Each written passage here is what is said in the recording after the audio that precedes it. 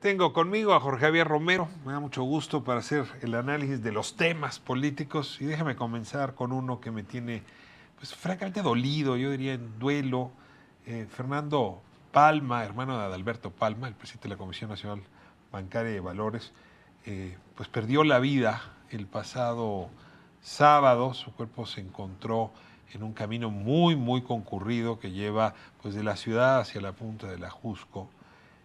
La escena de la tragedia me ha dejado muchas preguntas porque, pues, presuntamente habrían querido extorsionarlo, secuestrarlo, pedirle dinero, pero lo cierto es que lo que se sabe es que el carro de los presuntos, de los delincuentes, se detuvo con carros adelante y carros atrás, sí. Abrieron la puerta, arrojaron la cuneta, el cuerpo de Fernando Palma y se siguieron.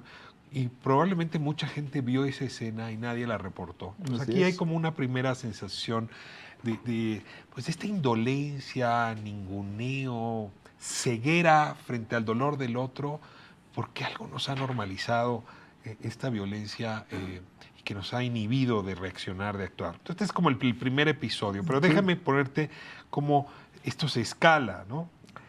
Fernando Palma había sido diputado local en Chihuahua, una gente muy cercana a don Luis H. Álvarez, panista, trabajó cerca de Manuel Espino, y en ese sentido está muy identificado con un panismo que no era muy cercano al de Felipe Calderón. Uh-huh. Felipe Calderón pone un tuit el mismo sábado donde dice: lamento mucho la muerte de Fernando Palma, ex colaborador de don Luis H. Álvarez, ¿sí? Fue asesinado en el Ajusco, mi más sentido pésame a su familia. Podrán decir de mí lo que quieran, pero es ahora cuando parece no haber gobierno, que se aclare pronto su muerte y se castiga a los culpables. Es decir, una declaración típicamente calderonista. Totalmente calderonista. Respuesta de Manuel Espino: no seas hipócrita ni oportunista en la tragedia. Siempre fuiste detractor de Fernando. Ofrece disculpas y borra tu mensaje hueco. Asume tu responsabilidad. Dejaste a México una inercia de muerte y violencia que ahora tenemos que revertir a pesar de ti y tus cómplices. ¿Qué le pasa a Felipe Calderón? Pero ¿qué le pasa a Espino también a los dos? ¿Qué le pasa a Espino? Y déjame decirte, ¿y cuánto se parece al carro que venía detrás, que no fue para hacer nada, ni siquiera para reportar esta tragedia? A ver, te ruego, te pongo las estampas ahí para que tú las analices. Primero, el clima de violencia que hace que vías como esa, la zona de la Jusco se ha vuelto una zona de una violencia y una inseguridad tremenda, ¿no? Una más de las del país que están en esta situación controlada por organizaciones de delincuentes, ¿no? Delegación Tlalpan. Donde la alcaldesa reciente fue Claudia Sheinbaum. Pero ve eso, como el caso de Palma es notable porque él era una persona conocida, relevante, pero hay cotidianamente asaltos, secuestros, personas que están tratando de hacer ejercicio en bicicleta que son robadas. Es una zona que se ha vuelto una zona de nadie. Y efectivamente, lo que tú dices, frente a eso se ha generado un pasmo social, ¿no? Que lo deja pasar. Entonces, eso por pronto es la tragedia en la que estamos inmersos todos en este país y que parece incontrolable. Luego, ahorita la dimensión política, y es cómo un drama de ese tamaño es manipulado por las facciones de la política. Así es, lo que estamos viendo ahí, el viejo pleito del PAN, ¿no? Que parte desde el final del gobierno de Fox. Fox fue muy divisivo para el PAN y la sucesión de Fox a favor de Felipe Calderón dejó ahí heridas tremendas. Y luego Calderón, pues, ¿qué es Calderón? ¿No? Calderón, que es ¿Dota de adjetivos o de sustantivos? Pues eso que acabas de decir. Pues es vengativo, faccioso, etcétera, ¿no? Entonces, por supuesto que acabó de deteriorar internamente al PAN de una manera que el PAN no se ha recuperado y ahora lo sigue minando con su escisión que se va a convertir en partido. Miserable, ¿no? Siento mucho la muerte de Fernando, un Fernando con el que no tenía relación y con el que tenía más bien conflicto. Eso y hasta ahí podría ser. No, parece no haber gobierno, sí, que se aclare pronto su muerte. De mí podrían decir lo que quieran. Oiga. Exacto. Dirían mis hijos, perdón la broma, estamos chupando tranquilos, ¿no? ¿Qué está usted diciendo? Una cosa puede haber sido el mensaje de condolencia formal, que podría... El duelo, de ¿no? duelo, Respeto a la pero familia. después sales con la perorata política y pierde los papeles, cosa que también nos acostumbró durante su gobierno con sus políticas. Pues estamos, buena parte de la crisis de violencia en la que estamos es resultado de un error político garrafal de Felipe Calderón. No podemos dejar de ver eso, insisto. Recordemos que 2007 fue el año más pacífico de la historia de México desde la independencia. Y Calderón nos metió en esta espiral de violencia. Entonces, pues sí, que por lo menos debería mantener la prudencia frente a la situación en la que está metido el país, ¿no? Ahora, tú criticas a Espino, pero alguien tenía que señalarlo, ¿no? Bueno. A ver, decirle, recuerde usted que testabas a Fernando Palma. Sí. O sea, recordémoslo, ¿no? Pero igual también Espino ha sido un acomodaticio tremendo. Tampoco es un prócer de la política Manuel Espino, ¿no? Fue presidente del PAN y después y ahora se ha acomodado también con este gobierno. ¿Y con el anterior? Y con el anterior. Fue muy cercano al gobierno de Peña Así Nieto, es. ahora con este. Y ahora con este. Pues, Pero te da envidia que se acomoda con todos los gobiernos de no, izquierda, para derecha, nada, al cuarta, contrario. tercera y segunda Simplemente nos muestra cómo es esta política, ese panismo que surgió en torno a Fox, que fue un panismo de circunstancia, ¿no? Y que contribuyó. Al PAN le pasó una cosa muy curiosa, que le pasa a los partidos que son minoritarios cuando llegan al poder. Se inflan inmediatamente, ¿no? Llegan inmediatamente ahí todos los oportunistas. Como Buñuelo. Es como Buñuelo. Y eso es lo que le pasó al PAN, que llegaron estos personajes que se encumbraron dentro del PAN y que... Al presidente le encantan estas comparaciones y hoy me la voy a permitir. O sea, tú imagínate un personaje que hubiera sido amigo de Santana, pariente de Lerdo y de Juárez, y hubiese cerrado con Porfirio Díaz el Hubo siglo. varios, ¿no? Sí, hay de esos. Pues hay de esos. Digo, la edad tampoco alcanza, ¿no? Bueno, Tenías no que haber desde vivido todo el Santana, siglo. pero además hay que recordar a Manuel Romero Rubio, ¿no? Cómo pasó de ser un adepto al lerdo antiporfirista a convertirse en el suegro de Porfirio Díaz y su secretario de Gobernación. Esto no es nuevo en la política mexicana. El que se ¿no? sabe acomodar en cualquier suelo lo logra. Y la empleomanía de la que se hablaba en el siglo XIX, que sigue siendo un mal de la política mexicana hasta nuestros días. No soy nadie si no tengo un cargo público. Exactamente, y por supuesto, como la frase de Groucho Marx, ¿no? Aquí tengo muchos principios, si no le gustan, aquí tengo otros, ¿no?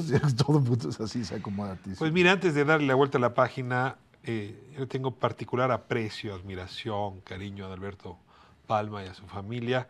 Desde aquí, desde la Octava, le enviamos un abrazo muy, muy afectuoso, muy cariñoso y desde luego con un sentimiento de desolación, de impotencia y al mismo tiempo de necesidad porque este país cambie y logre pacificarse.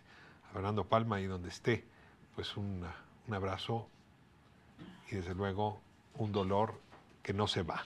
Hagan lo que hagan. Vamos a corte, regresamos con Javier Romero. Tenemos otros temas hoy para seguir abordando el análisis político. No se vaya.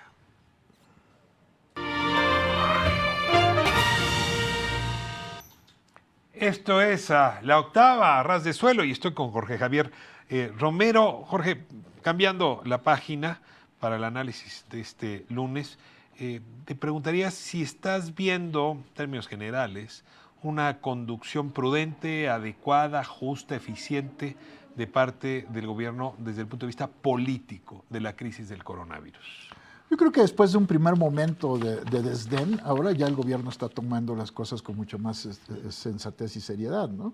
Es decir, ya va a haber información cotidiana, la Secretaría de Salud movió sus reuniones informativas a las 7 para tener información cotidiana, fresca, sobre cómo va evolucionando la epidemia en México. Y yo sí creo, pues México tiene experiencia epidemiológica fuerte, que la reacción de las instituciones de salud puede ser eficaz. Lo más importante es que no se creen situaciones de pánico frente a una enfermedad que sí tiene muchos riesgos, pero que tampoco va a acabar con la humanidad. Estamos ante un momento de la pandemia final, ni mucho menos, ¿no? Ahora, yo tengo ahí una duda que me surge, porque si bien me parece que hay prudencia, creo que López-Gatell da mucha certidumbre cuando proporciona informaciones, en fin, pero a veces siento al presidente López Obrador como fundando su criterio en oposición a Felipe Calderón, para regresar al señor de hace rato.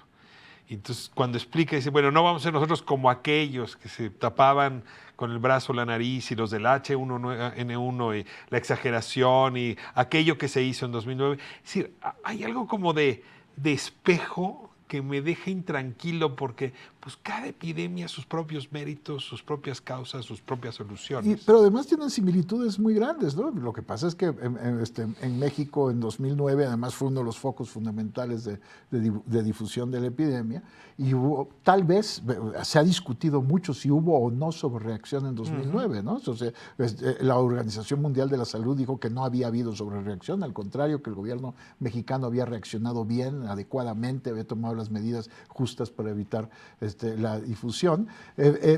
Muchos lo vivimos, la situación como exagerada, sobre todo a mí me tocó fuera de México y me tocó una paranoia antimexicana brutal en Argentina, ¿no? Taxistas que me querían bajar y todo, una cosa.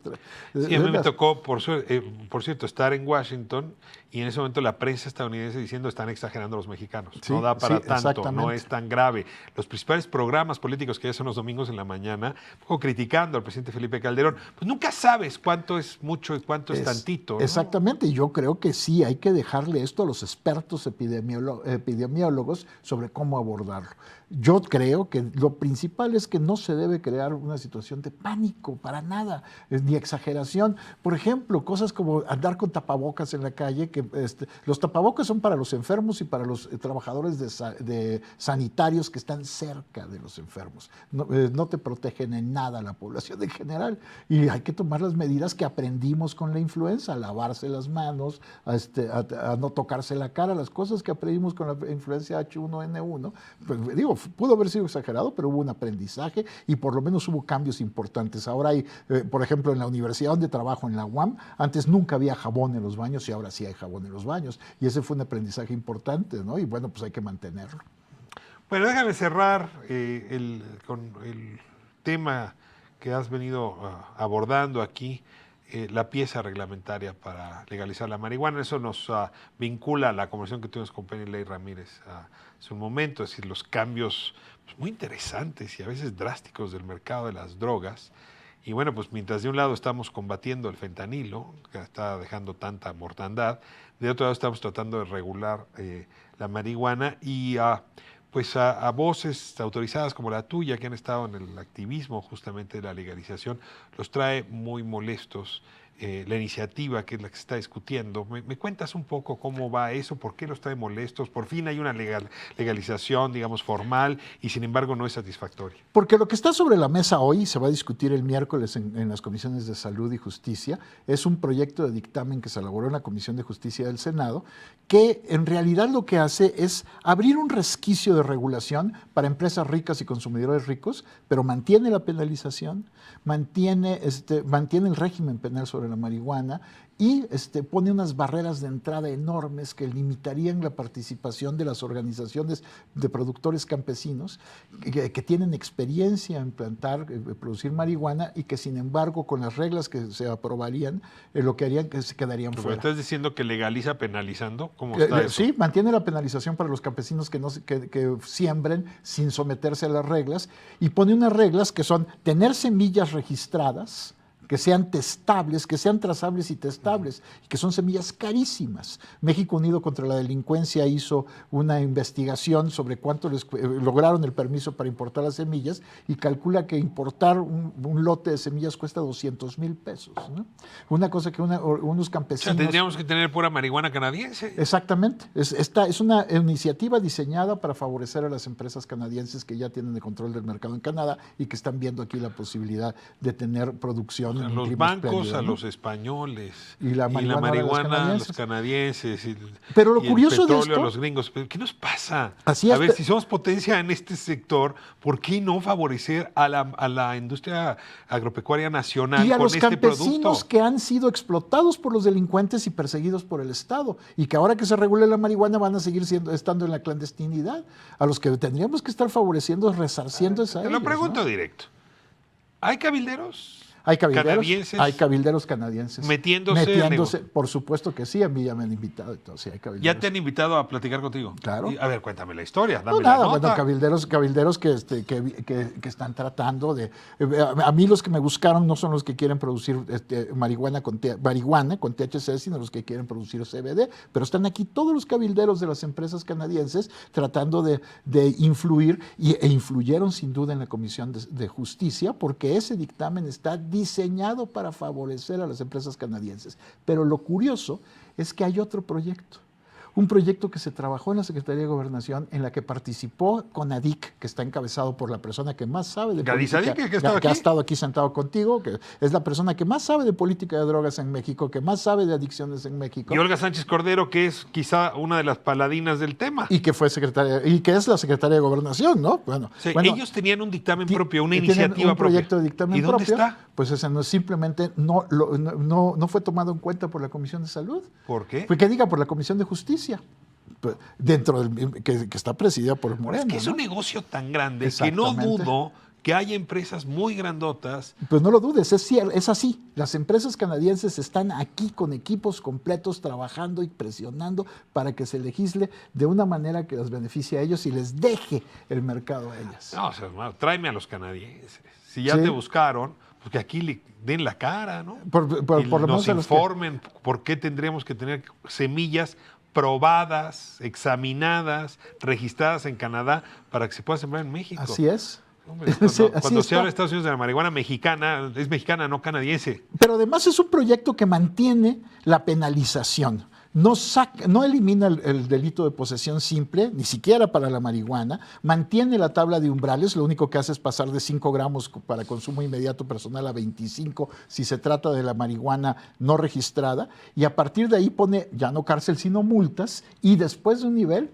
mantiene cárcel para los que tengan más de 200 gramos. Entonces, está abriendo un pequeño resquicio de marihuana regulada, pero está manteniendo la prohibición en términos generales y va a fracasar para sacar a la marihuana. ¿Y ya tienes identificados a los socios mexicanos de esas empresas canadienses? No.